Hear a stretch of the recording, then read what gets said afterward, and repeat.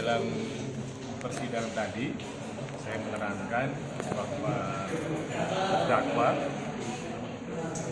tidak memenuhi unsur perbuatan-perbuatannya sebagaimana yang tercantum dalam dakwaan baik 285, 289 maupun 294. Karena apa?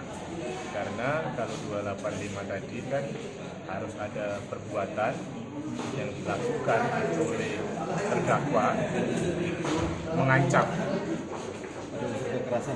mengancam kekerasan atau ada unsur kekerasan. Jadi kalau lihat dari kronologisnya kan tidak ada tindakan yang berupa kekerasan atau kemudian ancaman kekerasan untuk dilakukan persetubuhan atau kemudian tindak pidana pencabulan. Jadi kenapa saya mengatakan itu? Karena dari bukti-bukti yang diungkapkan tidak ada tindakan yang misalnya memukul, menendang atau kemudian tindakan-tindakan fisik yang dilakukan kepada korban misalnya seperti itu, atau juga tidak ada bukti yang menunjukkan bahwa dia akan melakukan kekerasan jika tidak menuruti kemauan misalnya dari terdakwa misalnya. Tetapi perbuatan itu terjadi, tidak ada terpaksa, tidak ada ketakutan, tidak ada terancamnya, tidak ada tersakitinya, dan lain sebagainya. Sehingga unsur di 285 maupun 289 tidak terpenuhi. Karena apa? Karena unsur utamanya adalah selain persetubuhan, selain di luar perkawinan adalah unsur kekerasan dan ancaman kekerasan. Demikian pula di 289 unsur utamanya juga harus ada kekerasan atau ancaman kekerasan. Itu yang tidak terbukti. Ya.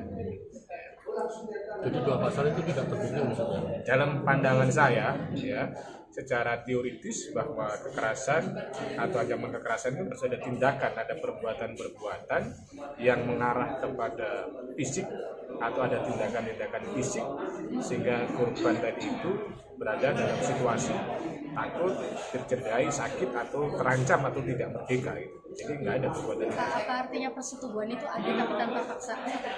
Nah, sejauh pengetahuan yang saya miliki dari fakta tadi itu ada kecenderungan tanpa paksaan sebagaimana yang disampaikan oleh penasihat hukum tadi itu. Jadi persetubuhan itu taruhlah terjadi misalnya, tetapi kan tidak dengan kekerasan atau ancaman kekerasan. Kalau kemudian ternyata ada persetubuhan tanpa kekerasan atau ancaman kekerasan, berarti ya 285-nya nggak masuk di situ. Karena di 285 itu tidak semata-mata hanya menggunakan unsur persetubuhan ya, tapi harus ada unsur kekerasan atau ancaman kekerasan. Tapi kan masih ada dua pasal yang lain, 289 sama. Ya, 289 pun juga begitu. Kan 289 kan pencabulan ya. Pencabulan dengan kekerasan atau ancaman kekerasan ya.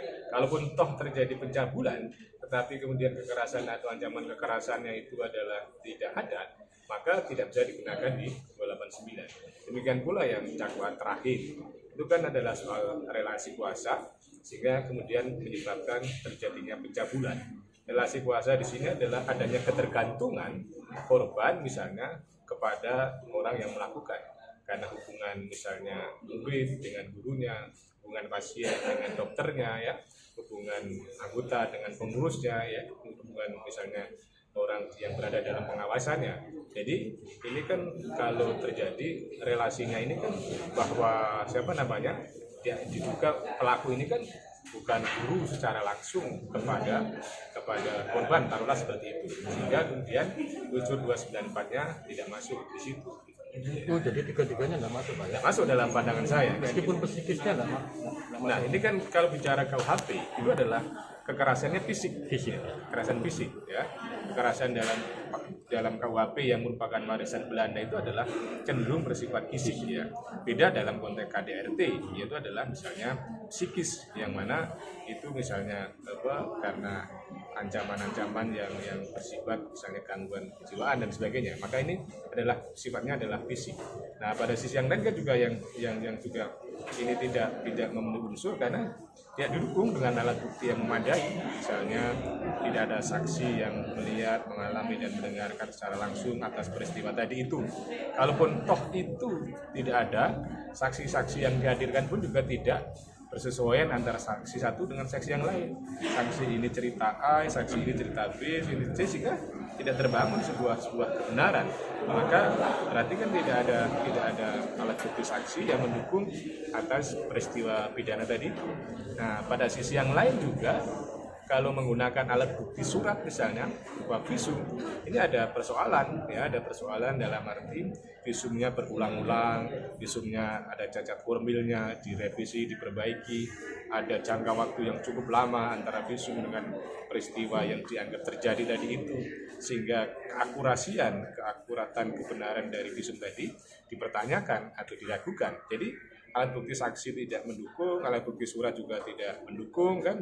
Nah, pada sisi yang lain kan juga sebetulnya perkara ini sudah SP3 misalnya kan, sudah SP3, terus kemudian ada yang diungkap lagi ya. Nah, terus pada sisi yang lain juga ini kan sudah P19-nya lebih dari 3 kali. P19 3 kali itu ya berarti mestinya perkara ini tidak lanjut karena tidak memenuhi syarat atau tidak layak gitu. Dan ada perkapnya seperti itu. Jadi saya berharap misalnya dalam persidangan ini tidak terpengaruh opini, tapi adalah berdasarkan fakta, alat bukti yang kemudian membentuk sebuah keyakinan hakim sehingga menghadirkan keadilan bagi terdakwa dan menghadirkan keadilan juga misalnya bagi korban sekiranya memang dia benar-benar korban. Tapi kalau kemudian ternyata bukan korban kan, maka kan jangan sampai orang yang tidak salah diperlakukan tidak adil kan seperti itu. Ya. Pak, bisa dipertegas lagi soal relasi kuasa yang dakwaan terakhir tadi loh Pak, antara murid dengan saat itu kenapa nggak bisa? Nah, karena kan yang bersangkutan ini terdakwa tidak mengajar secara langsung kepada yang bersangkutan karena yang dianggap korban tadi itu, tapi dia sebagai wakil rektor atau apalah ya, sehingga tidak semuanya orang yang berada dalam struktur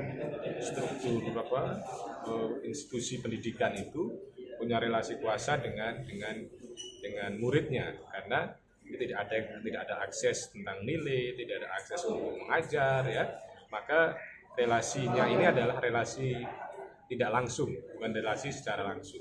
Sementara kalau dalam lihat konstruksi 294 tadi itu adalah mengarah kepada relasi kuasa secara langsung, gitu. Ya, sehingga ada ketergantungan. Ya.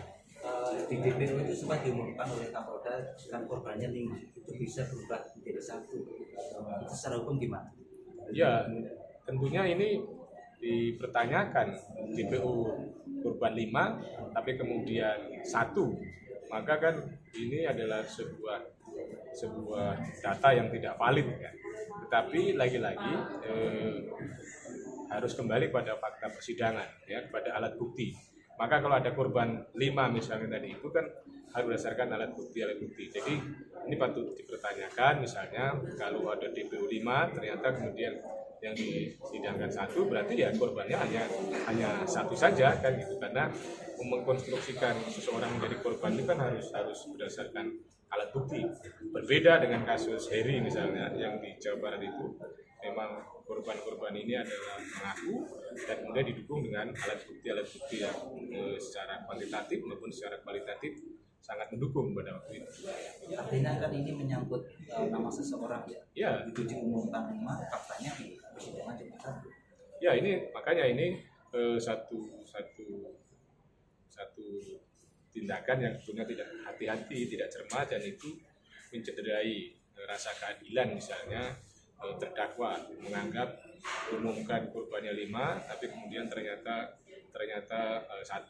Seharusnya ini direhabilitasi mana yang benar sebetulnya korban tadi itu. Kalau ternyata sidangnya cuma 1, berarti korbannya cuma 1. Jangan kemudian ada stigma bahwa seolah-olah korbannya 5 sebagaimana yang diumumkan dalam DPO, karena semuanya kan harus berasal dari apa yang terungkap dalam fakta persidangan. Siap. Prof, nama lengkap? Suparji gitu aja, Suparji Ahmad. Suparji Ahmad. Ya, dari mana? Universitas Al-Azhar Indonesia. Ya. Terima kasih bro. Oke, terima kasih. Terima kasih. Diulang. Suparji Ahmad. Suparji Ahmad.